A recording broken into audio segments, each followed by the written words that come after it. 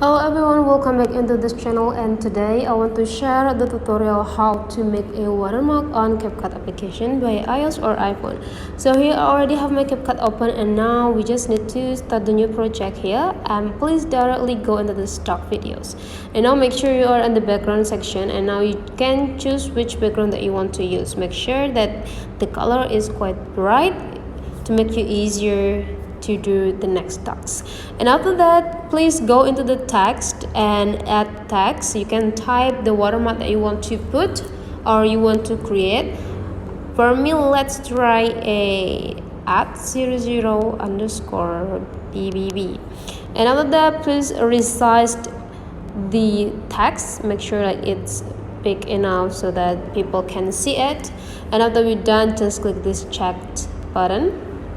And now please remove all of this line by clicking the outside of the clip, and then screenshot this project. Now we already have the watermark. Now how to put those into a video to be a watermark, please go into the new project or video that you want to put the watermark in. And now after you have it, go into the overlay, add overlay, and go into the photos and choose the previous screenshot that we have before.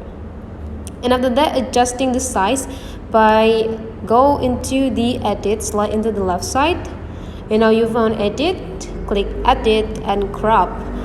And now make sure that you only choose the green area to make you easier. Okay, and after we're done, just click done. And now we just need to back and go into the cut out features. And after that, click the chroma key and please pick the green color like this. And after you pick the green color, go into intensity. And now you can adjusting the intensity. If you drag it into the right side, the intensity is gonna be lower like this.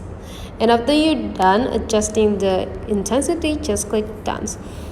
The next task is just drag this watermark until the end of the video so that the watermark will be appear on the whole video that you do. And that's how the way you make a watermark on a CapCut application. If you find that this video is really useful for you, don't forget to leave some comment, like, and subscribe into this channel.